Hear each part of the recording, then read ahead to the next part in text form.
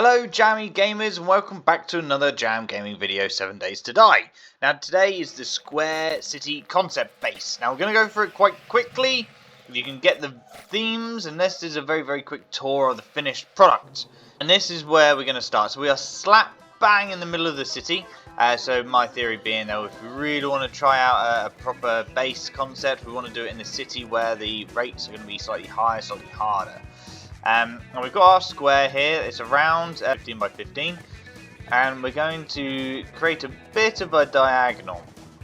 So the theory being that instead of wide flanks for the zombies to hit, we're going to try and channel them into the center where we can use our hatch frame trick and exploit to try and make sure that we can control the flow and really limit the amount of damage that they can do to us or to the frames. So let's fly through. We'll go through step by step of the build process. I'm not going to read it out. This isn't a tutorial. It's just to show you roughly how and quickly how I constructed it, and you can piece it together. Use the concept in your own base if you wanted to give it a go, and then elaborate it for your own world, make it better, make it stronger, things like that. I'm going to make it out of wood, so that is a completely feasible option as an early to mid game base. Wood is really easy to get in very large quantities, so building and then repairing such bases should be nice and easy. Concrete is a little bit harder, you got to get the skill points, etc, etc. So that would be definitely an option for late game as well. All of these block variants I'll be using will be available in the concrete forms. You'll see right at the end actually that there's definitely cause for wanting to use concrete as per any base. So yeah, just keep that in mind. This is just a concept for you. Steal bits, use bits, and let me know what you think. So we've created these compartments. There's an outer wall and an inner wall. Theory being that if they break the outer wall, that's okay. We've still got a second one to shield us from the zombies. But also in these voids we're going to be putting spikes, so if they do get through, what we'll actually have is a nice barrier where they are going to break their legs and such, which will make it a lot easier for us to deal with the leftovers really. Starting to fill in the roof now, so you can see just through there, those are the spikes I was talking about.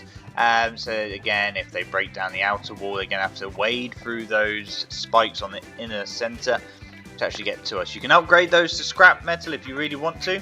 If you had concrete walls, they'd be even less likely to get through. So yeah, upgrade it and build it out of whatever materials you want.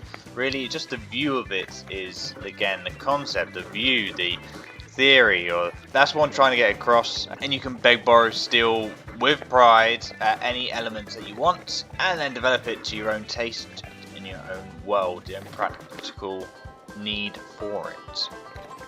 2-second reminder, just a like and subscribe would really help us out. We're a very small channel, so and every little helps.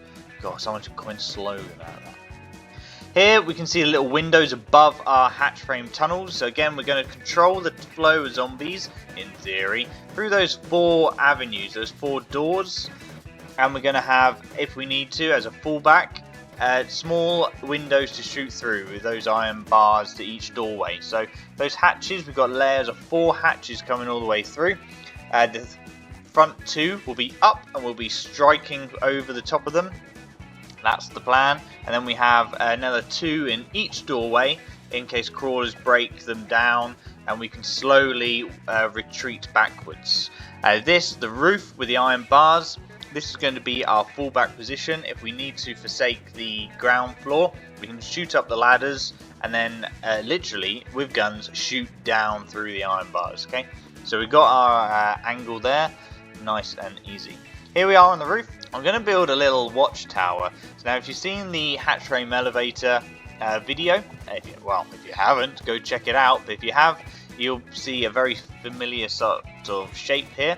So I want to build a watchtower, and on top of that tower be a tertiary fallback position. And we're going to use a hatch frame elevator just to get up there.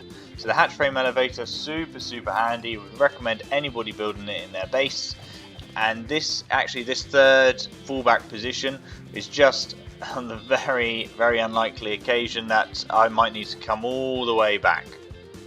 Now here we've built the platform, and I'm going to do campfires up here. Now the campfires will show you at the very end video in a minute when we do our Horde night. If you fill those with wood, if you stick them all on about 8 PM, you should be able to get some screamers coming through. In the video in a minute you'll see that in action, and then that will just amp up your Horde night. Okay, so you can get those challenges done, the screamer specific challenge, but any other challenges as well.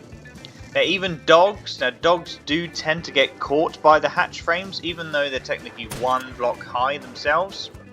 They don't seem to jump and leap over the frames all that easy, so this definitely works against dogs. You'll see in a bit, spoilers, that it actually works against bears as well. So there's a not so friendly bear that also comes along in the Horde night. Now we're going to show you that at the very end, in not too much time at all. But here you can see, well, as you would, you hack down the dogs, get all the animal hide, convert it into leather. That's what I tend to do. But it's all good. So dogs, it works against dogs as well. Second reminder now, give us a like and subscribe. We really appreciate it. Now, prepping for Horde night. We've got our campfires, so we're going to turn them all on. Turn all these Horde campfires on, ready for Horde night. So we're just past 8 PM. So we're going to quickly whiz around, see if there's any last minute repairs that we need whilst we wait for a screamer, hoping that it does work. And off in the distance there we know that there's a little, well, big policeman. So we'll just have a couple of fun pop shots, waiting for our screamer, sorting out our infantry, and there she is. So it took all of an hour and a half to generate that increase of heat. And here comes the Horde. So this is the scream that she's done. This is the Horde Knight and her scream all at once. You'll notice that the sledgehammer does a fantastic job. It's my favourite weapon in the game. But this is the hatch frames working beautifully. So even as the zombies clog up and the bodies, the gore blocks on the ground do start to clog up, it still works really, really well, the hatches. Now, you even got a zombie bear in there as well. It's just a big old mismatch of zombies. You can still shoot at them because they're actually clogging each other up. Now they can't actually move forward, so you shoot them. It reignites the flow coming through. You can still smash it away. It's easy once you get the hang of it to stop hitting the hatch frames. So it's really, really good, really, really handy, really, actually, if I do say so myself, it works really well as a good concept. Now unfortunately they've broken through the side here, that's the bear. They've pushed them down to the side and they've almost found through the side, which really isn't good. But the spikes, like we said earlier, are there to destroy them and make it a lot easier for me to manage as they come through. Policeman, if you see my pyramid concept, go check it out if you haven't. But policemen are my bane. That's also what I was really worried about for this base. I don't care about dogs, don't care about the zombies, don't care about the ferals at all. Policemen, they are the worst. When they get really close and they start blowing themselves up, they can destroy huge chunks of your base. But actually on this one, we've got enough room to retreat and create enough distance between us, right? So I was able to pop their heads off. Keeping first aid kits to hand. Again, this is a, well, very late game Horde night. It's at 182 night, maybe 183. I can't quite see, but it's very late. The game score's very high. We're in the bang center of the city. We have 3 screamers. You have to rewind it and double check. But I've counted 3 screamers coming through. So it's a Horde night on steroids, really. And the base as a whole is faring pretty darn well. Like, considering they've eaten a hole through the side, the flow of zombies is really still quite manageable. There's no major dramas just yet. And this is still made out of wood. Imagine if this was reinforced concrete. You'd be laughing, okay? Other little things I'd change, we'll go over in a second. But definitely reinforced concrete, maybe metal hatch frames. If you've got the money, maybe even vault hatches even would be really good. Maybe slight tweaks on the angle of the door frames as well. You see the spider zombies getting a little bit stuck around the corner. So if there was a physical door frame in there open, the zombie should pathfind through the door and then go towards the hatches. The roof, the spider zombies, I'm really not too worried about. They won't be able to get up here with the campfires anyway. But let's start to wind down. The zombie spawn rate's going down a little bit. We'll turn off these fires because there are no screamers. And we'll start to wind up the Horde Night and the video. But as a concept, yeah, hopefully it's nice and clear. Like I said, it's not a tutorial. It's a concept, a quick whiz through. You can see that the hatches work really, really well. The 4 entrances work really, really well. Could you do like 8 maybe and have them all spiral around? Possibly, but then you've got to trust the zombie pathfinding, and I just wouldn't in console. But hey, let's quickly zip out and have a little look at the damage. Now let's pop this in normal speed. Looking around, there really isn't much damage going on. There's some odd blocks here and there that have taken a bit of damage. That's not going to be much to repair. Even in concrete, it's not going to be too much to repair. Well, I'd definitely change reinforced concrete on the outer wall. That is a bare minimum. But also on the top there, we'll see it again above the doors. There's a block ring all the way around.